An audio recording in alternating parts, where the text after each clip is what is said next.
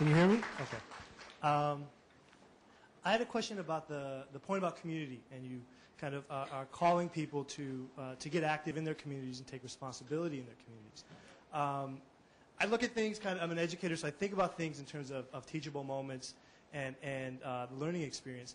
And one of the things that I've had the opportunity to participate in over the years are both interfaith and then sort of almost completely all Muslim dialogues. And one of the things that's been astonishing to me is the sort of extraordinary, radical kind of self-critique that I've heard and witnessed. And so when I sort of listen to your observations and your criticisms, one of the things that really I honestly wonder, is it the content or is it the context? Is it, because I think I've even said some really fantastic things, as unassuming as I might look, that could probably get me be hurt in the wrong context. But I think that because it was a safe place for people to speak, and where they felt like this person is really working towards, is trying to work from a moral center, and is trying to move us forward in some direction, that I can listen. I can really listen and not feel that this remark about gender or sexuality or race or class or nationality is somehow a threat to me, who I am.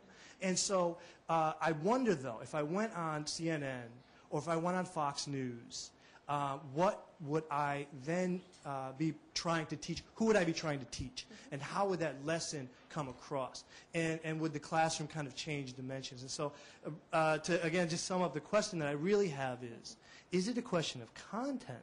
Or is it a question of context? Could you have this conversation with Muslims and get really far and do some incredible things? And is the reason people are really sort of upset is because the same medium that you're using is also being used by people that are justifying the mass murder of human beings. Right, right. I mean, it's a fascinating question you ask, and I'm not sure that I have a bullet point or bulletproof answer to it.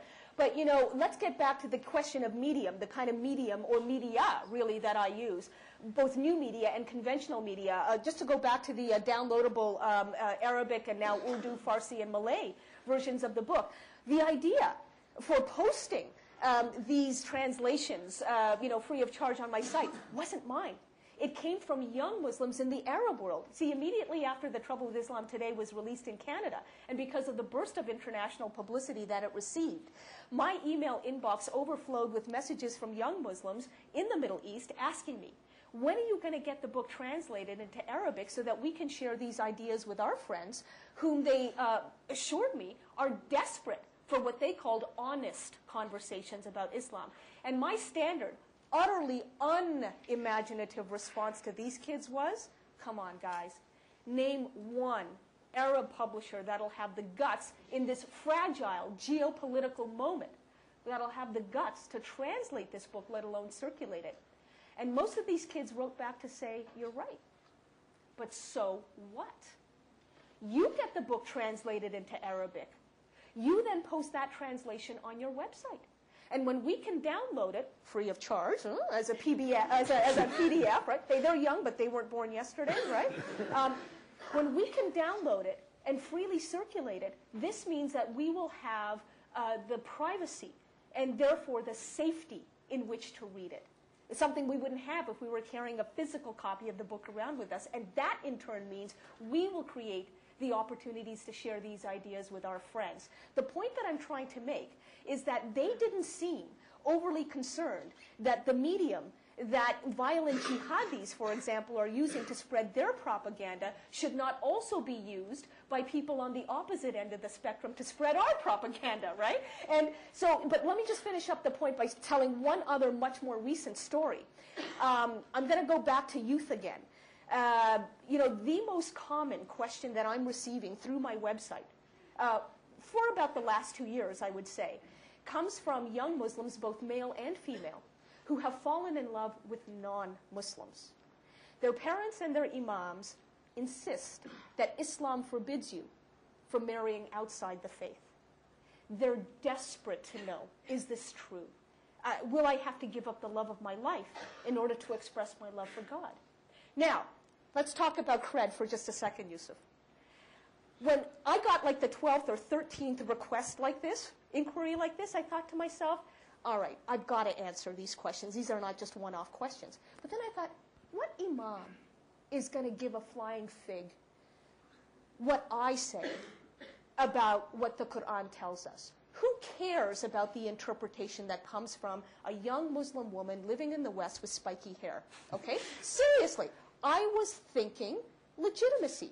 So instead of giving them my interpretation, I went to an admittedly and quite unapologetically progressive imam and professor in the United States, and I asked him to write a concise defense of interfaith marriage from an Islamic perspective by exercising ijtihad, exercising critical thinking, using the very verses that have traditionally been interpreted to oppose interfaith marriage. Can those same verses be updated in terms of their interpretation for the 21st century pluralistic world in which you and I live?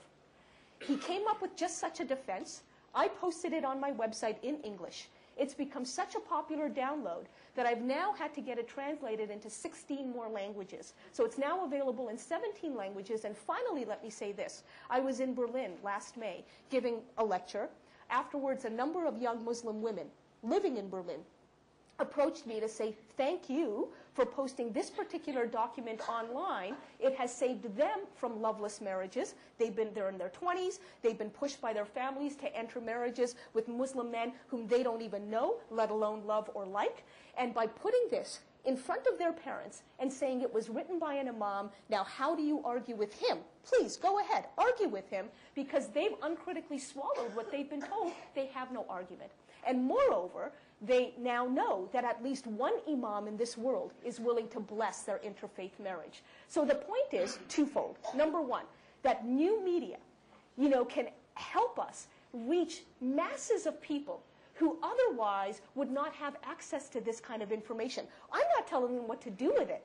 I'm simply making it accessible to them. Now use it in whatever way makes sense for your lives, right?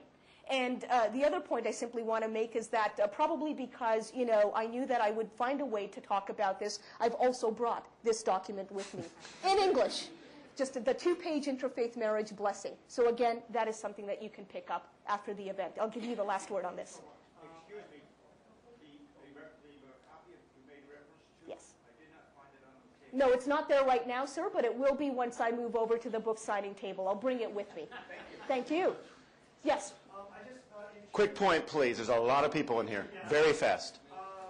Could you ever be convinced to move to those more flexible mediums like PDF files online than becoming a soundbite for a pro-war corporate media outlet that is able to frame you as part of a larger militaristic agenda, right?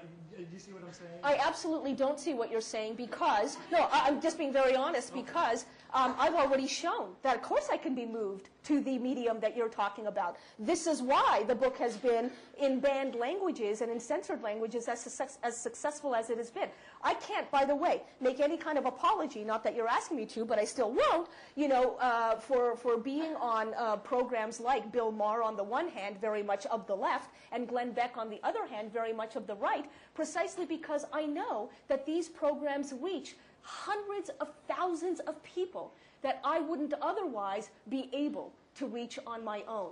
And I will say just one final thing before we move on to the next question, that, the only time that I have been flooded with emails from Muslims after doing a particular event was when I did Glenn Beck on CNN.